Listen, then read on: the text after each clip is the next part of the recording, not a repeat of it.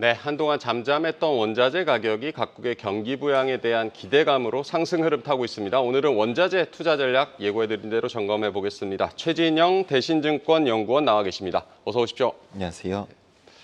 네, 연구원님 아무래도 두드러지는 게 금값인데요. 신기록 계속 이어가면서 2,700달러 선으로 가고 있는데 지금이 고점인지 아니면 더 오를 수 있는 건지 어떻게 전망하십니까? 예, 일단 결론부터 말씀드리자면 온스당 2,900달러까지는 여전히 열려 있다라 보고 있습니다. 그래서 그럼 이게 2,900까지 열려 있는 그 원인을 우리가 살펴보면은, 그러니까 어쨌든 페드의 금리 인하 사이클이 이제 시작이 된 거거든요. 네. 그럼 중요한 점은 과거에 우리가 추세로 보면은 금은 어쨌든 실질 금리랑 반대로 갑니다. 그러면은 페드가 과거에도 금리 인하 사이클로 들어갔었을 때 그때부터 투기 자금들은 ETF 시장 통해서 유입량이 급격하게 늘어나거든요. 네. 대부분 은이라든가 또는 금이라든가 이런 ETF에서의 금이나 은의 보유량이 늘어나기 때문에 이 같은 흐름들이 결국 금단에서라든가 이런 애들이 어떻게 보면 가격의 레벨업이 되는 그 같은 수단이겠고, 결국 페드가 이 같은 금리 인하 사이클로 들어간다. 결과적으로 금단에서도 매력적인 시장. 그래서 온스당 2,900불로 바라보는 그 같은 이유에 대해서는 과거의 실질 가격에 있어서 우리가 볼 수 있습니다. 지금 명목 가격 기준으로는 사상 최고치일지 몰라도 사실 실질 가격 기준으로는 아직 사상 최고치가 아니거든요. 2차 오일 쇼크가 있었던 1980년대 때가 온스당 2,640불이, 즉 실질 가격 기준 2,640불이 사상 최고치인데, 지금은 물가로 환산했었을 때 실질 가격은 지금 온스당 대략 한 2,400불입니다. 그러면은 여기서 업사이드가 최소 못해도 10% 미만 정도가 열려 있는데, 이를 단순하게 그러면은 명목 가격으로 계산을 해보면은 온스당 2,900 정도가 우리가 좀 더 합리적인 선상. 결국 원자재라는 가격들은 사상 최고치로 갔었을 때 그 저항선을 맞거든요. 네. 그렇기 때문에 과거에 이 같은 형태들이라는 거 이런 걸 감안하면은 우리가 좀 저항선에 부딪히는 구간은 조금 더 합리적으로 보면은 과거 실질 가격 기준인 지금의 기준 명목 기준으로 2,900불이 좀 더 합리적 선상이지 않겠는가를 볼 수 있겠고요. 네, 물가까지 감안한 실질 가격을 고려했을 때 온스당 2,900달러까지도 열려 있다라고 진단해 주셨습니다. 한때 중국이 금을 사들이다가 좀 주춤한 것 같고 최근에는 인도가 금 수요가 늘었다 이렇게 얘기가 나오던데 이렇게 상반된 모습을 보이는 이유는 뭐라고 보십니까? 예, 결국에는 환에 대한 해지라고 볼 수 있습니다. 결국 금 같은 경우 어쨌든 다른 통화들은 단지 이제 신용일 뿐이고 금이 실질적인 통화이거든요. 네. 결국 이 실질적인 통화를 봤었을 때 그동안 중국 개인 투자자들이 꾸준히 금을 샀었던 이유는 위안화가 계속해서 절하 압력에 노출됐었기 때문이죠. 마치 2019년부터 일본 투자자들이 결국 엔 절하를 갖다 해지하기 위해서 금을 꾸준히 샀었던 것처럼 네. 마찬가지로 중국인들도 그동안 결국 미중 간의 금리 스프레드가 계속 벌어지고 있었고 페드가 끊임없이 금리를 인상했었기 때문에 위안화는 절하 압력에 노출됐었고 중국인들은 결국 이거에 대해서 해지성으로 금을 꾸준히 어떻게 보면은 샀다라 볼 수 있는데, 근데 지금에 와서 보면은 위안화는 이제부터 금리 스프레드가 미중 간에 축소되는 구간입니다. 왜? 페드가 금리 인하 사이클로 들어가고, 그러면 이 축소되는 구간으로 들어간다면은 반대로 중국은 부양책을 끊임없이, 즉 통화 정책도 완화해줬고 뿐만 아니라 어제 저녁 때도 재정정책단에서 중앙정부 차원에서 특별채권 2조 위안을 갖다 더 발행한다는 얘기가 나왔는데, 이 같은 부분 경기의 모멘텀이 올라온다? 결국 위안화가 더욱더 강세고, 그러면은 환단에서 우리가 봤었을 때 해지성으로 감안한다면은 더 이상 금보다는 위안화로 무언가를 살 수 있기 때문에 지금의 중국인들은 결국 금보다는 위안화를 통한 다른 자산들을 사고 있다라 볼 수 있겠죠. 반대로 인도 같은 경우에는 실질적으로 인도 역시도 중국만큼이나 실물 시장에서 큰 손 중 하나입니다. 근데 인도 같은 경우에는 지금 전통적인 디왈리 축제를 앞두고 있기 때문에 이때 앞두고 결국 금이나 은에 대한 수요가 급증하기 때문에 결과적으로 인도에서 금의 수입량이 급증했다라 볼 수가 있겠죠. 네, 화폐 가치와 금리에 따라서도 금 수요가 변한다는 점도 짚어주셨습니다. 금값이 오를 거라고 해도 지금 너무 올라서 접근하기 좀 망설여지는 측면들도 있고요. 금 관련해서 좀 주목할 만한 투자처는 어디로 보고 계십니까? 예, 저희는 일단 기본적으로 사실 금광 기업으로 보고 있습니다. 사실 아무리 지금 실질 가격 계산해가지고 봤었을 때 10%의 업사이드가 열려 있다 하더라도 네. 우리 주식하시는 분들 입장에서 꼴랑 10% 우리 이것 때문에 투자하냐? 그냥 기존 투자했었던 플레이어들만 그냥 계속 보유할 것이지 신규 플레이어 입장에서는 굳이 진입 안 하거든요. 네. 그러면 우리가 봤었을 때 지금의 금보다 그러면 금광기업이 저는 더 맞다라 봅니다. 그러니까 기본적으로 금광기업 이런 마이닝 관련된 금을 마이닝하는 그런 기업들로 중심으로 된 ETF나 이런 애들 같은 경우에는 지금 봤었을 때 이익이 훨씬 더 확대되는 구간입니다. 왜다? 첫 번째, 금 가격이 계속 우호적인 방향성입니다. 근데 단순히 금광기업은 금 가격만 보면 안 돼요. 결국 비용을 봐야 되는데 네. 이들의 투자 비용까지 감안한 AISC 코스트를 보면은 가장 비중이 큰 게 투자 비용이고 그 다음에 인건비고 그 다음에 전기예요. 근데 고정비로 해당될 수 있는 투자 비용은 제외한다면은 변동성이 가장 높은 거이자 비중이 높은 게 결국 인건비랑 전기입니다. 근데 전기 같은 경우에는 지금 라니냐 구간으로 이미 들어가 버렸어요. 네. 결국 해수면도가 라니냐로 이번 달부터 지금 이번 주부터 들어갔는데 그럼 라니냐 구간에서라면은 점점 가스 가격이 올라가고 가스 가격이 올라가면은 전력 가격이 올라가기 때문에 코스티한 부담이 형성되겠지만은 인건비 단에서는 결국 미국의 고용은 차츰차츰 여전히 계속 조금 부진해지는 건 맞아요. 그러면은 그 광산 단에서의 실질 임금 상승률은 결국 둔화되기 때문에 이 부분이 해소되면서 결국 마진이 계속해서 극대화될 수 있는 금광기업 단에서 우리가 매력적이고 특히나 이렇게 배당 단에서도 존재하기 때문에 오히려 조금 더 업사이드 단에서도 열려 있고 실제로 비용과 현물 가격의 스프레드를 감안한 금광기업 이익 차트를 그려보면은 일간으로 보면은 지금 온스당 1,200불 가량이 이익 구간입니다. 그렇게 봤었을 때 지금의 금광기업의 이익이 지금 금광기업 ETF가 이걸 못 쫓아가고 있어요, 제대로. 자금의 흐름들이 전부 금에만 쏠려 있기 때문에 네. 그럼 투자자들의 자금의 일부 금광기업으로 간다면은 이것이 결과적으로 이 스프레드를 좁혀나가면서 추적 오차를 갖다 괴리율을 갖다 좀 더 좁혀나가지 않겠는가 해서 아직 상대적으로 너무 많은 저평가다 금 대비했었을 때라고 봐주시면 될 것 같고요. 네, 금광기업에 투자하는 것을 매력적으로 보고 계시다는 점을 언급을 해주셨습니다. 금값이 오르면서 은도 또 덩달아 올라서 12년 만에 최고치를 기록했다. 뭐 이렇게 뉴스들이 나왔는데 은 투자에 대해서는 어떻게 보고 계십니까? 예, 은도 사실 좋긴 합니다. 은 같은 경우도 마찬가지로 어떻게 보면은 우리가 구리랑 금하고 은은 모두 다 같이 가요. 네. 그러니까 사실 금을 100% 안전자산으로 보기보다는 인플레이션 해지 자산이에요. 뿐만 아니라 은도 마찬가지로 인플레이션 해지 자산이고 구리도 인플레이션 해지 자산이기 때문에 이 세 개 자산의 차트를 그려보면 역사적으로 그냥 동일하게 같이 갑니다. 동일하게 그냥 같이 가요. 뭐 금은 안전자산 아니냐, 구리는 위험자산 아니냐, 산업에 많이 쓰니 아니에요. 그냥 같이 갈 뿐입니다. 근데 여기서 중요한 점, 오차가 발생할 수 있는 부분이 바로 뭐다? 산업형 수요 때문이죠. 그리고 경기에 민감하기 때문에. 그래서 은 같은 경우도 마찬가지로 인플레이션 해지 자산이지만은 단점이 하나 존재한다면은 분명 금 갈 때 같이 갈 수 있지만은 약간의 문제점은 이 수요 구성이 구리랑 유사하게도 전체 수요 60% 이상이 산업이에요. 네. 태양광이라든가 이런 산업향이 60% 이상이기 때문에 은 같은 경우에는 가격에 있어서 우리가 부담 요인이 경기가 우리가 지금 점점 레이사이클로 가고 있다라는 우려가 형성돼 있고 침체가 나온 거 아니냐라는 고용이 계속 불안정하다 보니 7월부터 계속 끊임없이 얘기가 나와요.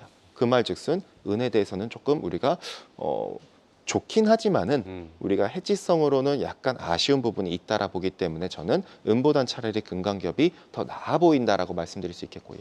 네, 은 같은 경우는 산업 수요의 영향, 경기의 영향도 많이 받는다는 점을 짚어주셨습니다. 원자재 가격은 뭐 말씀하신 대로 수요에 민감한 측면이 있고 중국 정부가 어쨌든 대규모 경기 부양책을 발표를 했고 앞으로 이런 가격 상승은 좀 긍정적으로 봐도 될까요?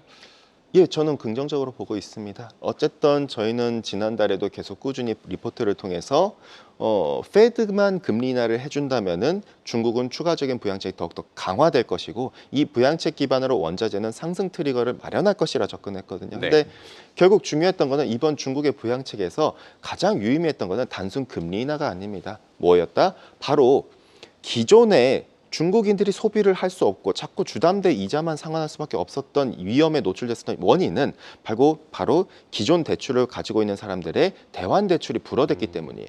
뿐만 아니라 주담대 금리는 낮춰졌지만 신규 차입자들에 대해서만 낮춰준 것이지 기존 주담대 가지고 있는 사람들은 계속 고금리가 유지됐었거든요. 근데 거기다 공동부유론 때문에 임금은 삭감당하고 이러다 보니 소비할 여력은 없었는데 이번에 보면은 기존 주담대를 갖고 있는 사람들에 대해서도 50pp 금리를 갖다 인하를 해줬거든요. 네. 그러면은 이들의 소비 여력이 강해지니 결국 우리가 봤었을 때 산업금속은 기본적으로 주택 착공에 민감하기보다는 그 주택과 관련된 내구재 소비에 민감합니다. 그럼 중국의 내구재 소비가 조금씩 개선되면서 이쪽의 수요가 탄력을 받을 수 있고 보면은 통화 정책만 정책이 나온 게 아니죠. 어제도 얘기 나왔다시피 재정 정책단에서 지난번 리포트에서 저희가 끝까지 강조했었던 결국 특별 채권과 관련해서 추가 발행에 대한 얘기가 나와줬거든요. 그래서 이 같은 점을 감안하면은 우리가 조금 더 소비 지원하는 패키지 정책까지 지금 정부가 구안해서 나왔다라 본다면은 원자재단에서 특히 산업금속단에서는 여전히 긍정적이다. 그래서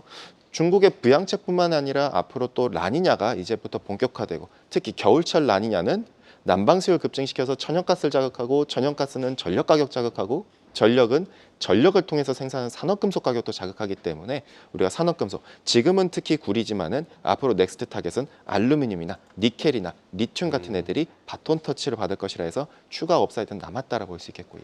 네, 중국의 부양책에다가 라니냐까지 원자재 가격 상승에 긍정적인 국면에 진입했다는 점을 짚어주셨습니다. 구리 가격 뭐 말씀하셨지만 상반기 굉장히 뜨거웠는데 한동안 좀 조정받다가 이달 들어서 또 다시 상승 탄력 받고 있고요. 구리 값은 어떻게 보고 계십니까? 구리는 이전 고점을 갖다가 향해서 트라이 할 거라 봅니다. 근데 여기서 중요한 점은 앞서 제가 언급드렸다시피 구리랑 금은 거의 같이 가요.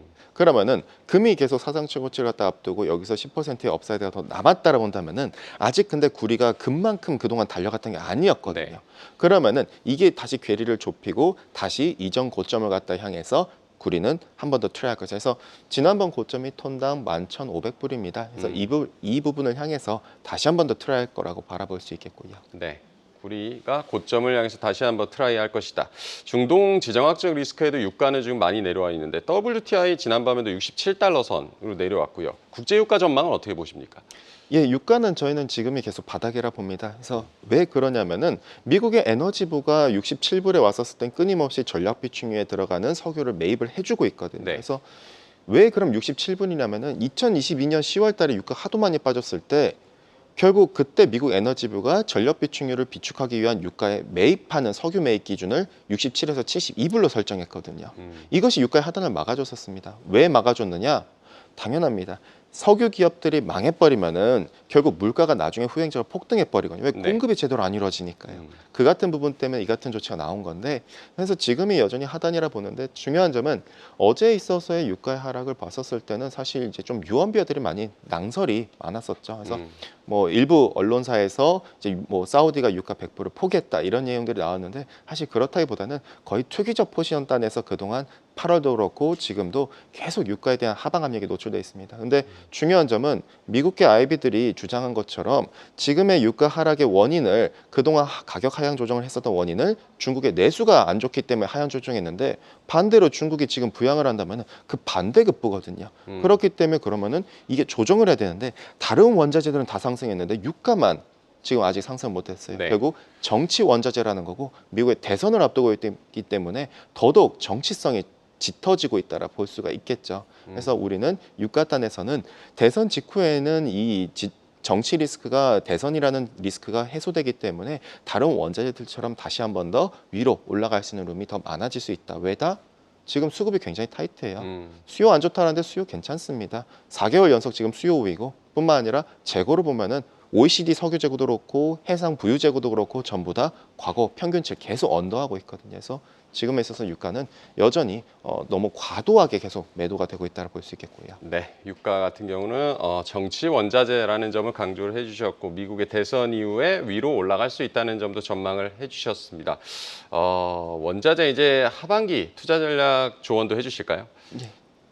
뭐 하반기 단에 뭐 이제 거의 이제 4분기만을 앞두고 있습니다. 근데 저희는 원자재 여전히 좋다라는 특히나 작년 연간 전망에서 저희는 올해 4분기 때 라냐가 특히 이제 겨울철과 복합화되는 시즌이 네. 10월부터이기 때문에 원자재를 굉장히 매력적으로 봤거든요. 그러면은 우리가 이렇게 봤었을 때 투자 전략 차원에서 뭐가 그러면 업사이드가 지금 가장 더 열려 있을까 감안하면은 저는 가스라고 말씀드립니다. 그래서 천연가스가 가장 매력적이에요. 이 천연가스가 바로 라니냐가 출발하는 겨울철 때 얘를 기점으로 원자재 소순환 사이클이 이루어지거든요. 천연가스 즉 라니냐는 겨울철 북반구의 강추를 몰고 옵니다. 네. 여름철에는 이 동아시아 지역에는 습도가 높게 오고 비가 폭우가 내리게 하고 이 같은 현상을 일으켰다면은 반대로 겨울철에는 북반구를 중심으로 해가지고 습도가 아니라 그때부터는 강추위를 몰고 오게 하고 이렇기 때문에 남방 수요는 겨울철에 평년보다 서울가 급증하게 되거든요. 음. 그래서 작년 말은 엘니뇨였기 때문에 그것도 역대 5번째로 강력한 엘니뇨였기 때문에 훨씬 더 온화한 겨울이었습니다. 근데 이번 겨울은 달라질 수 있다는 점을 우리가 명심한다면은 난방 수요의 급증으로 천연가스 급등하고 천연가스가 지금 월물로는 11월물로 교체됐습니다. 이것이 이제부터는 뭐다? 재고가 감소하는 걸 익년도 2월까지 반영을 해줘야 되기 때문에 가스는 달려가고 라니아까지 맞물리기 때문에 더욱더 달려가고 저희는 가스가 지금 2.78불이지만은 이게 못해도 6불까지 달려간다는 점에서 가스를 가장 주목해서 보자. 그래서 가스를 출발로 이것이 전력을 자극하고 전력이 산업금속 자극하고 가스가 결국 난방유를 자극하고 난방유가 유가를 자극하고 다시 또 가스가 질소의 비료를 자극하고 이것이 곡물을 자극하기 때문에 이게 순차적으로 후행적으로 자극하기 때문에 우리가 2020년대와 특히 2021년 겨울철에 이 같은 현상이 두드러지게 나타났기 때문에 당시에도 라니아발 임팩트가 출발은 가스였기 때문에 이번에도 가스에 대해서 가장 매력적으로 바라보자라고 볼 수가 있겠고요. 네, 이번 겨울까지 맞물려서 라니냐까지 맞물려서 난방 수요 급증으로 천연가스가 매력적이다는 점, 그 이후에 순차적으로 이 천연가스 가격 상승이 어떻게 이어지는지도 지켜보자라고 조언을 해주셨습니다. 최진영 대신증권 연구원과 얘기 나눠봤습니다. 고맙습니다. 감사합니다. 계속해서 다양한 경제 이슈를 알고 싶다면 구독과 좋아요, 알림 설정 부탁드립니다. AI 캐스터 권미정이었습니다.